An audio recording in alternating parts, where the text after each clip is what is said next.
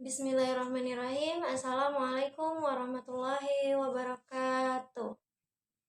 Perkenalkan, nama saya Citra Indah Pratiwi dengan NIM 857284995. Pada kesempatan kali ini, saya akan memenuhi tugas tutorial 2 dengan mata kuliah Filsafat Ilmu. Pada tugas tutorial 2 Filsafat Ilmu, ada 4 poin yang akan dibahas. Yang pertama adalah bagaimana filsafat mengawasi dan memperkuat eksistensi, keilmiahan, serta nilai-nilai dalam pendidikan. Baik, peranan filsafat yang pertama yaitu eksistensi. Memperkuat dengan pemikiran yang jelas mengenai tujuan, metode, manfaat pendidikan. Jadi pada nilai eksistensi di dalam ilmu filsafat ini menegaskan tentang tujuan, metode, manfaat yang kita dapatkan dari pendidikan tersebut. Tujuannya apa? Diadakannya sebuah pendidikan. Bagaimana cara metodenya, pengajarannya, kurikulumnya, seperti itu. Kemudian yang kedua adalah keilmiahan. Keilmiahan, filsafat memperkuat pendidikan dengan cara ilmiah, yaitu dengan penelitian, pengamatan, dan data. Tentu, pada sebuah pengetahuan kita memerlukan data secara ilmiah agar dapat dibuktikan bahwa pengetahuan tersebut benar adanya. Yang ketiga adalah nilai-nilai, memperkuat nilai moral, etika, dan kemanusiaan. Pendidikan tentulah mencetak generasi agar mempunyai moral, etika, serta kemanusiaan atau rasa empati di dalam diri dia. Moral, bagaimana dia bergaul dengan sesama, bagaimana dia berkehidupan nanti. Nah, itu harus ada di dalam diri setiap murid. Yang kedua, yaitu bagaimana pendidikan yang bermakna dan bernilai turut memperkuat perkembangan filsafat ilmu. Pendidikan bermakna dan bernilai. Perkembangan filsafat ilmu dapat diperkuat dengan pendidikan yang bermakna dan bernilai, karena dasar filsafat ilmu adalah membuat manusia senantiasa berpikir dan menjawab setiap pertanyaan yang dapat dibuktikan. Jadi pendidikan bermakna dan bernilai. Bermakna, bagaimana pendidikan itu menjadi sebuah makna atau menjadi arti bagi para peserta didik. Kemudian bagaimana cara nilai-nilai itu didapatkan oleh peserta didik.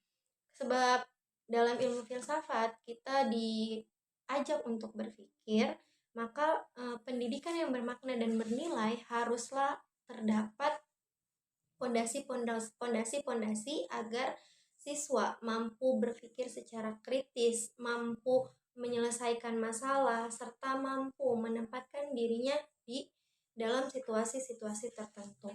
Kemudian yang poin C, mengapa filsafat disebut sebagai pisau analisis, ontologi, epistemologi, dan aksiologi dalam membedah persoalan pendidikan. Pada filsafat ilmu, yaitu sebagai pisau analisis, ketiganya itu berkaitan dengan poin pertama sebagai eksistensi, keilmiahan, dan juga nilai-nilai dalam ilmu. Yang pertama ada ontologi. Ontologi adalah hakikat tentang keberadaan sesuatu. Jadi mengapa filsafat disebut dengan pisau analisis?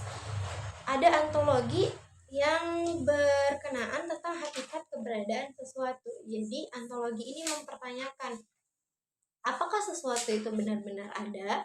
Nah, dari pertanyaan tersebutlah ada namanya metode epistemologi. Epistemologi adalah pengetahuan diperoleh dan membuktikan kebenarannya. Dari pertanyaan tadi di ontologi, apa ini manfaat pendidikan? Apakah pendidikan dapat dibuktikan? Maka epistemologi akan menjawab secara ilmiah, secara data dan kebenarannya bahwa pendidikan dapat dibuktikan dan buktinya nyata, seperti itu. Kemudian yang ketiga adalah aksiologi, nilai dalam ilmu filsafat yang menentukan moral serta estetika. Jadi aksiologi ini sebagai rem. Jika di ontologi dan epistemologi kita menemukan ilmu, maka di aksiologi adalah sebagai remnya. Apakah ilmu tersebut dapat digunakan atau tidak? Karena apabila tidak ada nilai moral dalam aksiologi, tentulah takut nanti ilmu pengetahuan digunakan secara tidak bertanggung jawab oleh oknum-oknum. Yang terakhir, ada contoh konkret penerapan filsafat dalam praktik pendidikan. Baik, di sini saya mengambil contoh pada kurikulum yang ada di Indonesia. Saat ini pembelajaran di Indonesia menggunakan kurikulum merdeka, di mana proses pembelajaran tidak berpacu pada buku panduan saja.